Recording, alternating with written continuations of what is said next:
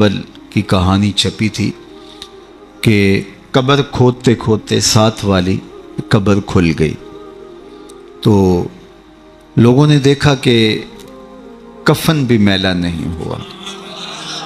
شوق اور جستجو کی چنگاریاں مزید روشن ہوئیں اور ایک اینٹ گری تھی تو دوسری اینٹ خود نکال دی، تو دیکھا کہ اندر تازہ گلاب کھلے ہوئے ہیں۔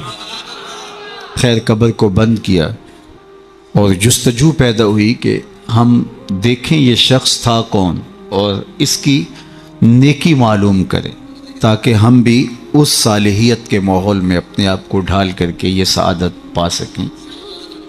تو خیر تلاش کرتے ہوئے اس کی بیوہ مل گئی جو بہت بوڑھی ہو چکی تھی، تو لوگ اس کے پاس گئے کہ تیرے شوہر کی قبر یوں کھل گئی اور ہم نے یہ منظر دیکھا، تو تم بتا سکتی ہو کہ وہ کون سا نیک عمل کرتا تھا؟ تو اس نے ذہن پہ زور دیا، کہا میرا شوہر ایک سادہ سا شخص تھا اور پڑھا لکھا بھی نہیں تھا، لیکن ہاں مجھے یاد آیا اس کا ایک عمل تھا، جب صبح کے وقت وہ مسجد میں جاتا نماز کے لیے تو لوگ قرآن کھول کے بیٹھ جاتے۔ ایک زمانہ تھا لوگ فجر کے بعد قرآن مجید کی تلاوت کیا کرتے تھے، اور گھروں میں بھی صبح کے وقت قرآن ضرور کھلتا تھا۔ اللہ وہ دور دوبارہ پلٹ کے لے آئے ہمارے لیے، اور نوجوانان امت قرآن کا چہرہ دیکھیں فیس بک کی بجائے۔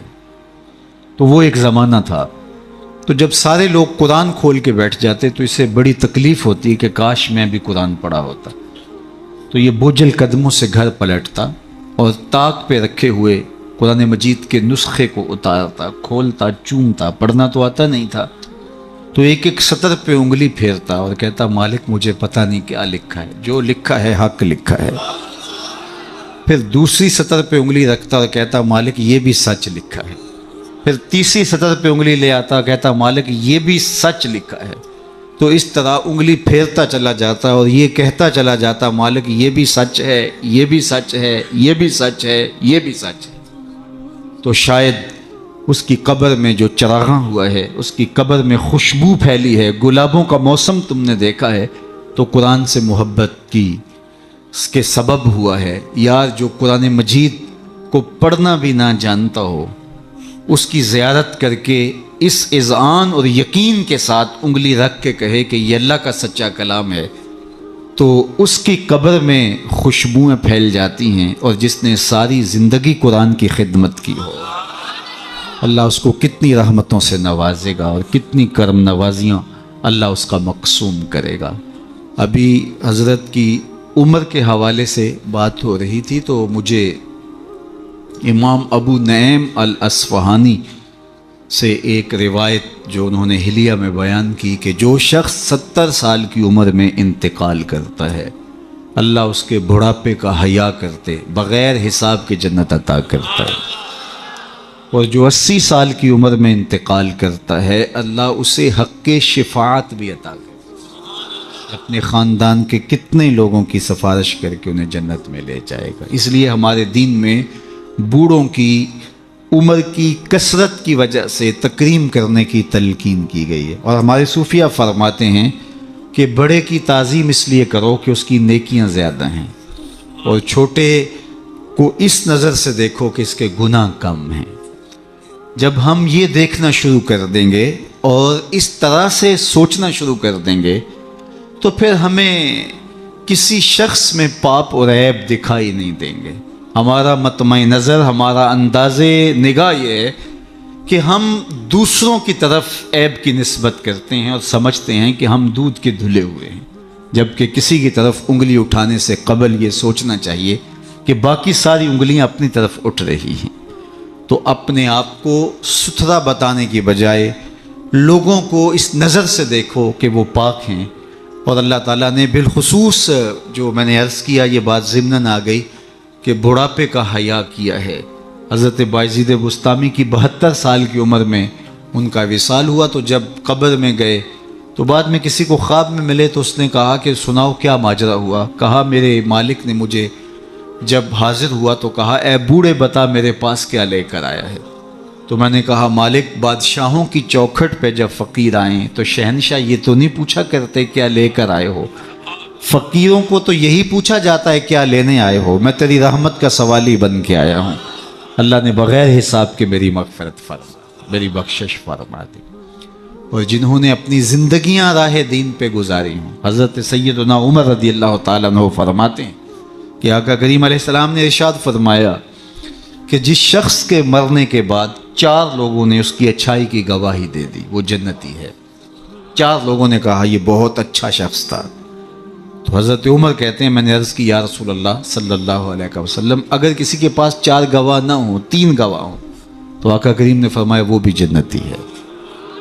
حضرت عمر فرماتے ہیں کہ میں نے عرض کی یا رسول اللہ صلی اللہ علیہ وسلم اگر کسی کے پاس 3 گواہ بھی نہ ہو 2 گواہ ہوں تو آقا کریم نے اس کے لیے بھی یہی بشارت دی۔ حضرت عمر فرمایا کرتے تھے ایک کے بارے میں نے پوچھا نہیں حضور نے بتایا نہیں، تو جس کو 2 گواہ بھی مل گئے اچھائی کے کہ وہ صالح تھا وہ نیک تھا تو اس کے لیے جنت کے در کو شادر ہیں، اور جس کی نیکی کی، جس کے تقوی کی، جس کی خدمت قرآن کی زمانہ گواہی دے تو بتاؤ اللہ کتنی ناز برداریاں کرے گا۔ جانا تو سب نہیں ہے، یہاں کسی نے بیٹھ نہیں رہنا، 100 سال بھی جئیں گے تو یہاں سے رخصت ہونا پڑے گا۔ کج کلاہوں نے بھی شہنشاہوں نے بھی یہاں سے رخصت ہونا ہے، جن کا طوطی بولتا ہے، جن کے نقارے بجتے ہیں وہ بھی یہاں نہیں بیٹھ رہیں گے۔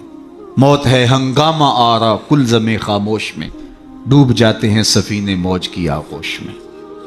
یہاں بڑے بڑے پہلوان، بڑے بڑے کج کلا اور شہنشاہ باقی نہ رہے۔ کسی نے دیکھا مقدونیہ میں ایک بوڑھی عورت ایک قبر پہ بیٹھی ہے، تو کہا کہ یہاں کیا کر رہی ہو؟ کہا یہاں میرا بیٹا سکندر دفن ہے۔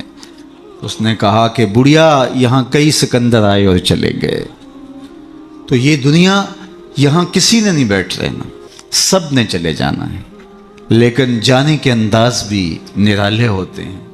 ایک وہ ہوتے ہیں کہ جب جاتے ہیں تو لوگ کہتے ہیں خس کم جہاں پاک جان چھوٹی، اور بہت بات لوگ کریں گے اور مروتاً کچھ کہیں گے بھی، تو بعض کہتے ہیں جی ساڑھے نال تے چنگائی سی، مطلب کیا ہے کہ وہ اچھا آدمی نہیں تھا، جیسے میرے ساتھ اس نے زیادتی نہیں کی، ہمارے ساتھ تو اچھا ہی تھا۔ تو وہ کیسا شخص ہے کہ جس کے بارے میں اچھائی کے لفظ بولنے کے لیے بھی لفظوں کو تراشنا پڑے کہ لوگ کہیں کہ یہ غلط بیانی کر رہا ہے، اور وہ کتنا خوش نصیب ہے کہ جس کی تعریف کرتے ہوئے بے جھجک لفظ بولنے سے جو ہے وہ انسان شرمندگی محسوس نہ کرے کہ اس کی زندگی اس طہارت میں، اس پاکیزگی میں، اس عفت میں بسر ہوئی کہ اس نے ساری زندگی راہ خدا میں زندگی گزار دی۔ تو جاتے سبھی ہیں لیکن کسی کا جانا سرخروئی کا جانا ہوتا ہے۔ موت کسی کے لیے بھیانک خواب ہوتا ہے اور کسی کے لیے یہ خوشگوار اور خوبصورت انداز ہوتا ہے، وصل حبیب کا ذریعہ ہوتا ہے۔ حضرت بلال حبشی رضی اللہ تعالی عنہ کا جب وقت آخر آتا ہے تو آپ کی زوجہ آپ کے سرہانے بیٹھی تھی، جو ہی سانس ٹوٹنے لگی تو اس نے کہا واہ حسرتا ہو، ہائے افسوس میرا شوہر مجھ سے جدا ہو رہا ہے۔ تو حضرت بلال حبشی نے پلٹ کے دیکھا اور اپنی زوجہ سے کہا یہ تم کیا بول رہی ہو؟ کہا ہاں آپ مجھ سے جدا ہو رہے ہیں۔ فرمایا یہ حسرت برے لمحے نہیں ہے، یہ دکھ کی کہانی نہیں ہے، بلکہ میں تو اپنے آقا محمد عربی سے ملنے جا رہا ہوں۔ تو یہ وصل محبوب کا ذریعہ ہے۔ حضرت یعقوب علیہ السلام، حضرت ابراہیم علیہ السلام کے پاس جب ملک الموت آئے اللہ کی طرف سے پیغام لے کر کے، تو انہوں نے کہا کہ میں قبض روح کے لیے آیا ہوں۔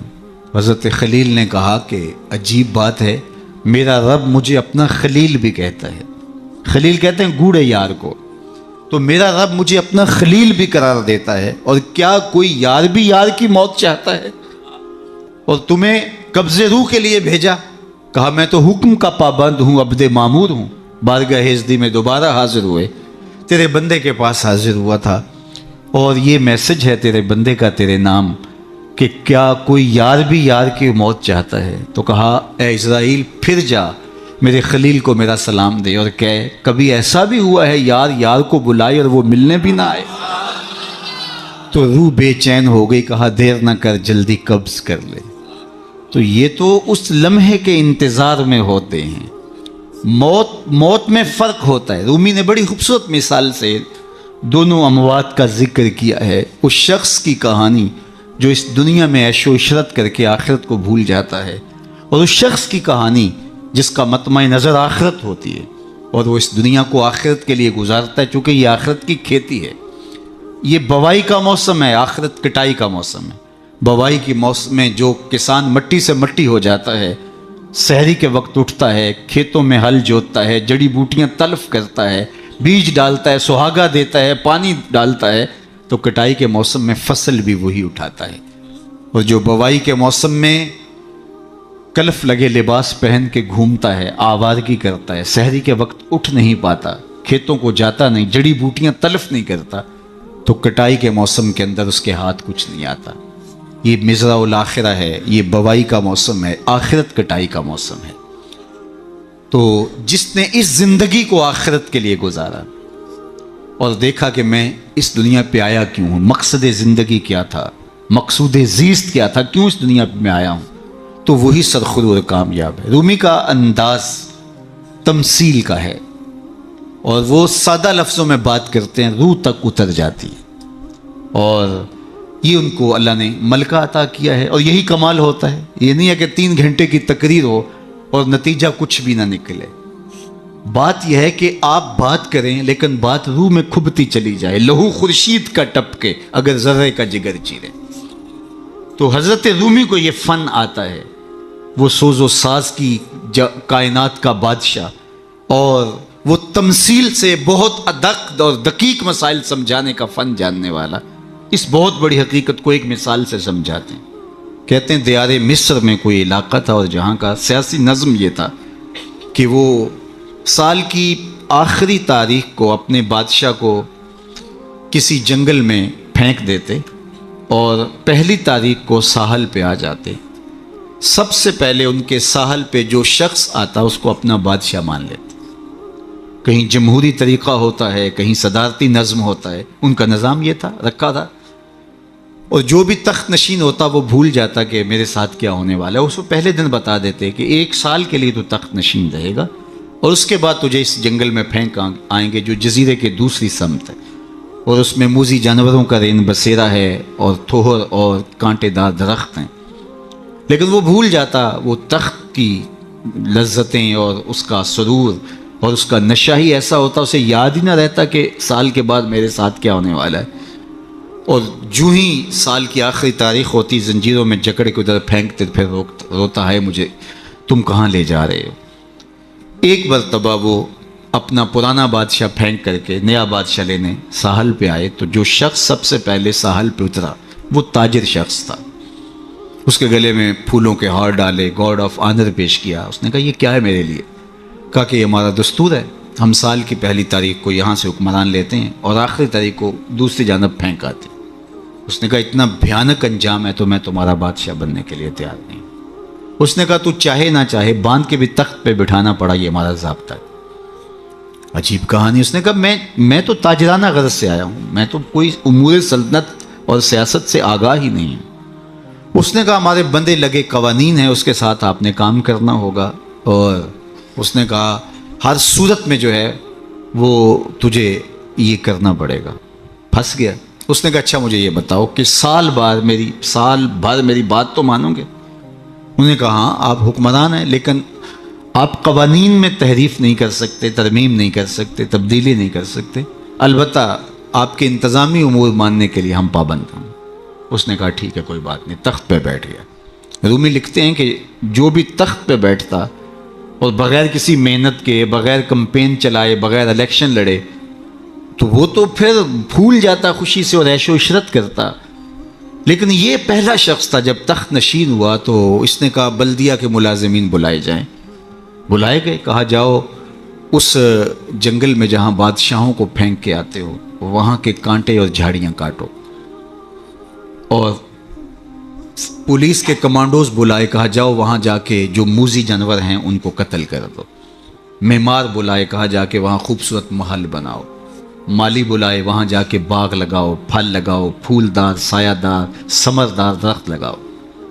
حکومتی مشینری، پوری حکومتی مشینری، اس باغ کے کانٹے دار درخت کٹوانے، وہاں کے موذی جانور قتل کروانے، اور وہاں کنویں کھدوانے، محل بنوانے اور پھلدار پھولدار سایہ دار درخت لگانے میں صرف کر دی۔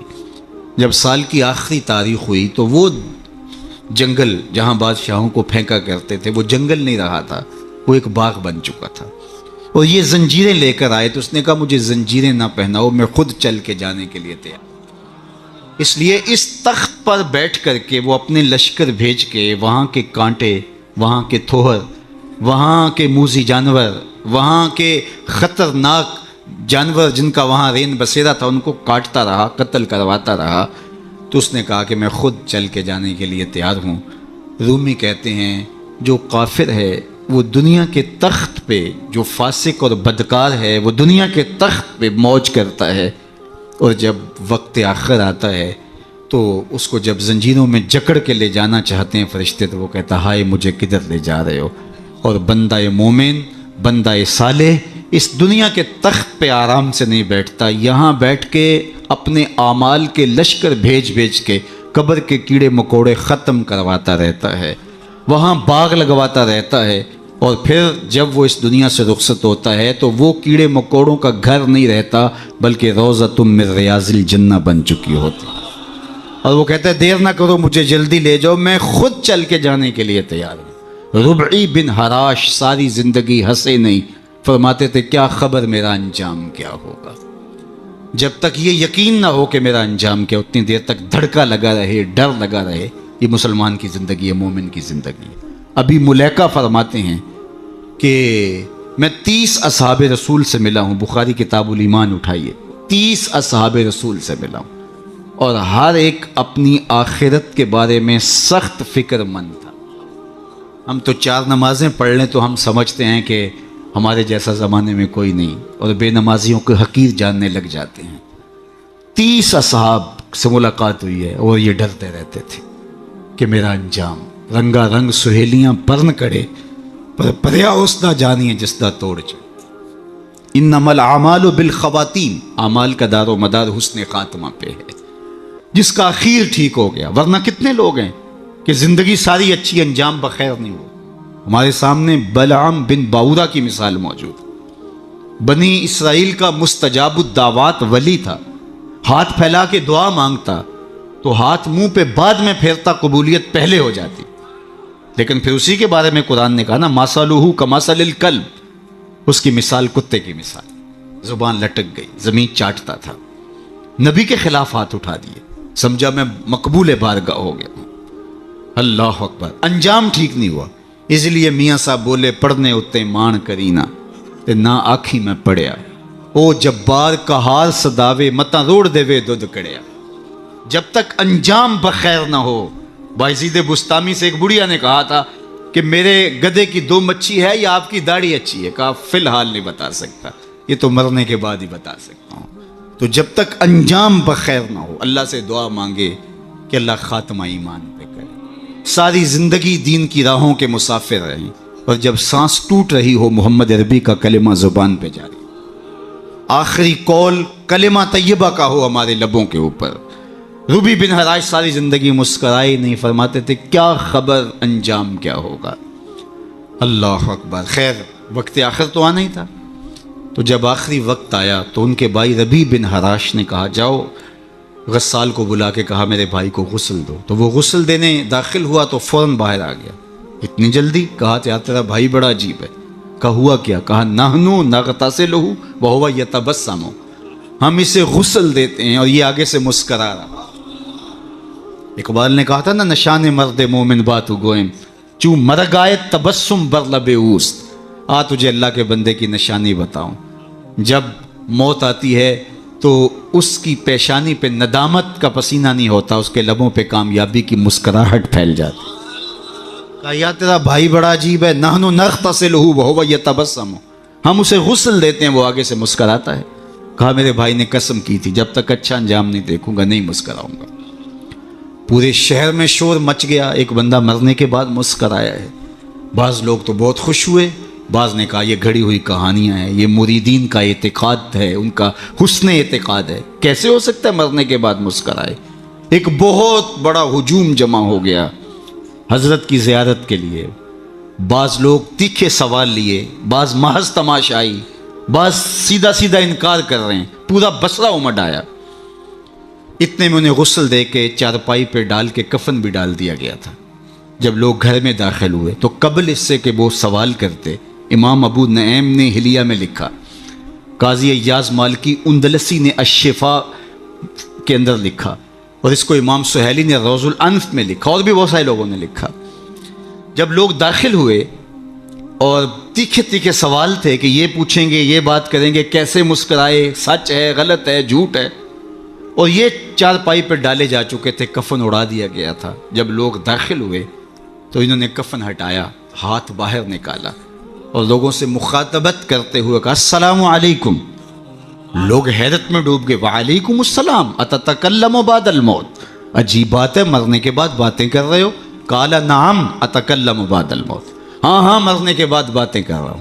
عرش فرش تے بانگا ملیاں تے مکے پہ گیا شور، بلے شاہ سا مرنا نہ ہی تے گور پیا کوئی ہور، فَلَنُحْيِيَنَّهُ حَيَاتًا طیبہ۔ اور اقبال کہتا ہے فطرت ہستی شہید آرزو رہتی نہ ہو، خوب تر پیکر کی اس کو جستجو رہتی نہ ہو، موت کو سمجھا ہے غافل اختتام زندگی، یہ ہے شام زندگی صبح دوام زندگی۔ فَلَنُحْيِيَنَّهُ حَيَاتًا طیبہ کا روپ ظاہر ہوا، ہاں ہاں مرنے کے بعد باتیں کر رہا ہوں۔ لوگوں نے کہا بتاتے رب نے تیرے ساتھ سلوک کیا کیا؟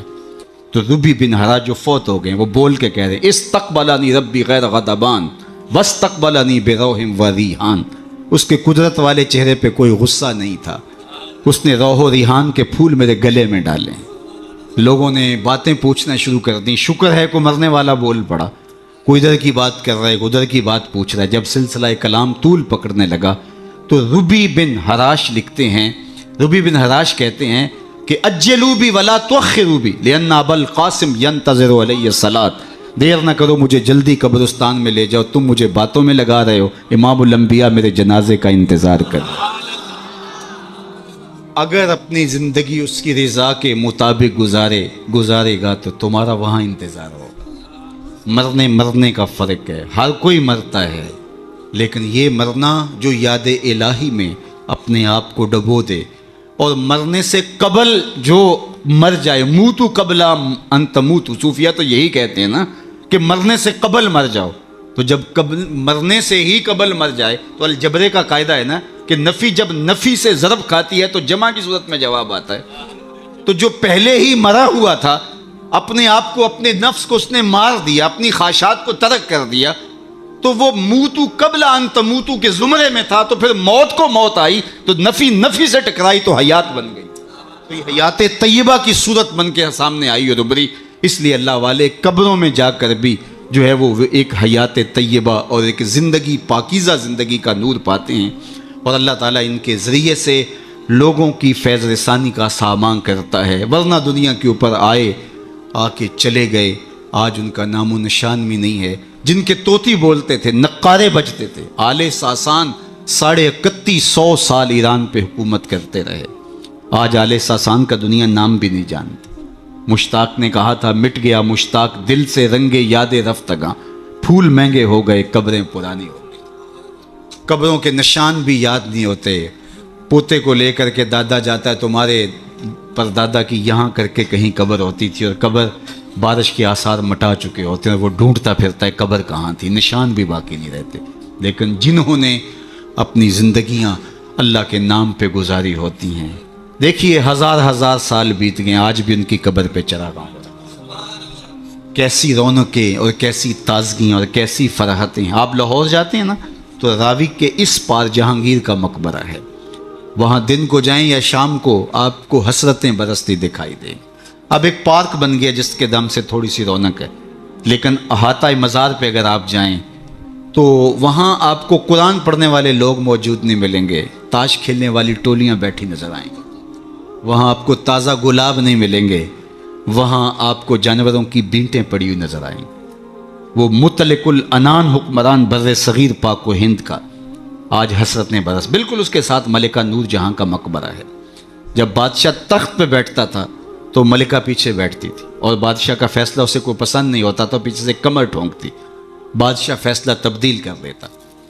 جس کے اشارہ ابرو پر ہندوستان کی تقدیر کے فیصلے لکھے تھے، نیچے اندھیرے میں اس کی بھی قبر ہے، اور ان کی اپنی بیٹی زیب النساء کا شعر لوح مزار پہ کندہ ہے: بر مزار ماں غریباں نہ چراغے نہ گلے، نہ پرے پروانہ سوزت نہ صدائے بلبلے۔ ہم غریبوں کی قبر پہ نہ کوئی چراغ جلانے آئے گا، نہ کوئی پھول لے ڈالنے۔ آج غریب بنے ہیں، جو بر صغیر کی پوری راجدھانی کے مالک تھے آج غریب بنے۔ بر مزار ماں غریباں، یہ شہزادی کا شعر ہے، بر مزار ماں غریباں نہ چراغے نہ گلے، نہ پرے پروانہ سوزت نہ صدائے بلبلے۔ نہ بلبل گیت گانے آتا ہے اور نہ پروانہ پر جلانے آتا ہے۔ یہ میں بادشاہوں کی کہانی سنا رہا ہوں، یہ راوی کے اس پار کی کہانی ہے۔ اب راوی کا پل پار کر جائیں۔ ایک لوح مزار ادھر بھی ہے، یہاں تو لکھا ہے بر مزار ماں غریباں نہ چراغے نہ گلے، اور وہاں لکھا ہے گنج بخش فیض عالم مظہر نور خدا، ناقصاں را پیر کامل کاملاں را رہنما۔ اب میں نے اور آپ نے دیکھنا ہے ہم کس زمرے میں آنا ہے، کن کے ساتھ جڑنا ہے، کن سے وابستگی اختیار کرنی ہے، کس دائرے میں آنا ہے۔ سلطنت روم کا شہنشاہ، اس دور کی سپر طاقت۔ لیکن اگر میں آپ سے پوچھوں جس زمانے میں میرے حضور آئے تھے، اس زمانے کے خاقان کا نام کیا ہے، تو آپ میں سے کوئی بتا سکتا ہے؟ میں علماء کو چھوڑتا ہوں، تاریخ کا گہرا مطالعہ کسی کا ہو تو الگ بات ہے، لیکن اگر پوچھوں جس دور میں میرے حضور آئے اس دور کے خاقان کا نام کیا تھا، شاید کوئی نہ بتا سکے۔ اچھا میں پوچھتا ہوں اس دور کے کیسر کا نام کیا تھا؟ اس دور کا ٹرمپ تو وہی تھا نا، لیکن آج اس کا نام کوئی بھی نہیں جانتا۔ چلو میں پوچھتا ہوں اس دور کے کسرا کا نام کیا تھا؟ سوائے تاریخ کے طالب علموں کے کوئی نہیں بتا سکے گا۔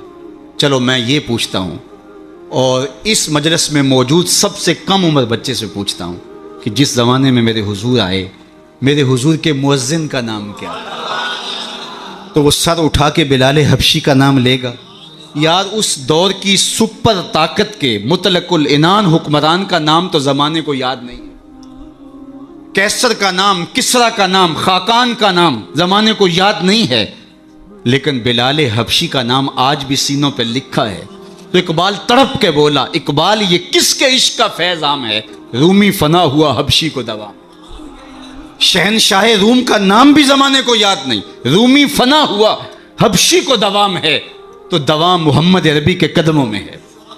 سارا نور اسی چوکھٹ پہ ہے، سارے اجالے اور ساری روشنیاں حضور علیہ السلام کے قدموں سے پھوٹتی ہیں۔ تو جب سارا نور ملتا ہی یہاں سے ہے، سارے اجالے اسی دہلیز سے خیرات کی صورت میں میسر آتے ہیں، تو وہ اپنی ساری زندگی حضور کے نام پہ لگا۔ اقبال کے سارے کلام کا رس نچوڑیں تو جو خلاصہ نکلتا ہے وہ یہ ہے: بمصطفیٰ برساں خیش را کے دی ہما ہوست، اگر بہو نہ رسیدی تمام بولا بیست۔ اگر اپنے آپ کو کھینچ کے تو حضور کے قدموں تک لے گیا تو زندگی کا سارا جمال تجھے نصیب ہے، اور اگر تو حضور کے قدموں تک نہیں پہنچ سکا تو کلمہ پڑھ کے بھی ابو لہب کا ابو لہب ہی رہے گا۔ آئیے میں اور آپ اپنے آپ کو کھینچ کے حضور کی چوکھٹ پہ لے آئیں، حضور کی دہلیز پہ لے آئیں۔ ہمارے یہ سادات، یہ علماء، یہ پیران عظام، یہ بزرگان دین اسی پیغام کو لے کر کے میدان عمل میں موجود ہیں۔ اپنی زندگیاں انہوں نے اسی لیے وقف کی ہیں کہ لوگوں کو حضور سے جوڑا جائے، حضور سے وابستگی، آقا کریم سے دل بستگی، حضور سے تعلق خاطر قلبی ربط پیدا ہو جائے، اور یہ جتنا مضبوط ہوگا زندگی اس قدر ہی جمال پرور ہوتی چلی جائے گی۔ اللہ جل شانہ اپنی خاص عنایات کا حظ وافر اس آستان نور پہ شامل فرمائے، اور ہمارے قبلہ شاہ صاحب زیدہ مجدہو کو، ان کے برادران کو، ان کے خاندان کے جملہ افراد کو، والد گرامی کے سائے کے اٹھ جانے سے جو کمی پیدا ہوئی، واقعہ ہوئی، اللہ اس پر انہیں توفیق صبر دے۔ ویسے تو والدین کی روحانیت ہمیشہ اولاد کے سر پہ رہتی ہے، اور ان کی برکتیں ہمیشہ اولاد کو نصیب ہوتی ہیں، اور اولاد اگر صالح ہو تو ماں باپ کو ان کی برکتیں جو ہے وہ نصیب ہوتی ہیں۔ جو تین چیزیں چھوڑ کر جاتا ہے کوئی شخص، جو خاص طور پہ ایک حدیث میں آئی، اس میں وَوَلَدٌ صَالِحٌ يَدْعُو لَهُ، وہ اولاد ہے جو ماں باپ کے لیے دعائیں کرتی ہے۔ تو مجھے بتاؤ وہ والد کتنا خوش نصیب ہے جو اس مسجد کے قرب میں لیٹا ہوا ہے، کہ جن کی اولاد اور ان کے ماننے والے ان کے لیے دعاؤں کے سلسلے کو کبھی رکنے نہیں دیتے۔ اور کس قدر ان کے لیے محبتوں کی خوشبو اور پیار کی مہک ہے جو پھیلتی رہے گی، اور ان کی قبر میں ان کے اپنے جو ہے وہ لے جائے ہوئے اعمال اور قرآن کی محبت اور حضور سے نسبی نسبت وہ ان کے لیے کافی ہے۔ لیکن یہ اولاد کی طرف سے تحفہ روزانہ پھولوں کی شکل میں، گجروں کی صورت میں اور دعاؤں کی شکل میں جو ان کو پہنچتا رہے گا تو وہ کتنے آسودہ ہوں گے، کتنے خوش ہوں گے، اور برزخ کے جہان کے اندر جو ہے وہ اپنے دوسرے لوگوں کو کس طرح فخر سے کہہ رہے ہوں گے کہ یہ آج تحفہ میری اولاد نے مجھے بھیجا، یہ صبح کو بھی بھیجا تھا، دوپہر کو بھی بھیجا ہے، شام کو بھی بھیجیں گے، اور وہ وہاں بانٹتے رہیں گے اور نور و نکھت پھیلاتے رہیں گے۔ اس طرح اپنی اولادوں کو نیکی کی اور صالحیت کی راہوں پہ لگاؤ کہ مرنے کے بعد تمہاری قبر میں بھی چراغ ہوں گے، ورنہ ایسا نہ ہو کہ تمہاری اولاد تمہارا جنازہ بھی نہ پڑھ سکے۔ میں کتنے لوگوں کو جانتا ہوں جن کی اولاد نے اپنے ماں باپ کا جنازہ نہیں پڑھا۔ آپ کہیں گے یہ بہت بد قسمتی ہے، ہم نے تو نہیں سنا۔ ایسے لوگوں کو آپ بھی جانتے ہیں۔ یہ وہ لوگ ہیں جنہیں جنازہ آتا نہیں ہے، اور ساری زندگی لوگوں کے جنازوں میں رسماً کھڑے ہوتے ہیں، پھر ایک دن وہ رسم اپنے باپ اور اپنی ماں، اپنے بھائی، اپنی بیوی، اپنے بچوں کے لیے بھی ادا کرنا پڑتی ہے۔ اور مجھے بتاؤ وہ شخص کتنا بدبخت ہوگا کہ جو اپنے باپ یا اپنی ماں کے جنازے پہ کھڑا اور جنازہ نہیں پڑھ پاتا، رسماً کھڑا ہے دکھلاوے کے لیے، اور وہ کتنا خوش نصیب باپ ہے جس کا جنازہ اس کا بیٹا پڑھا رہا ہے، جس کے لیے اس کا بیٹا دعائیں کر رہا ہے، اور اس کا بیٹا اس کے لیے سحری کے وقت اٹھ کے آنسو بہا کے مغفرت و بخشش اور غفران کی التجائیں اللہ کی بارگاہ میں پیش کر رہا ہے۔ تو اپنی اولادوں کو صالحیت کے سائے میں لاؤ، نیک لوگوں کی صحبت میں رکھو، پاک لوگوں کے پاس بیٹھنا اٹھنا سکھاؤ، ان کو دین کی تعلیم دلواؤ اور ان کو اچھے کردار کا حامل بناؤ، تاکہ قبر میں بھی چراغاں رہے اور دنیا کے اندر بھی سکھ اور قرار اور تسکین نصیب ہو۔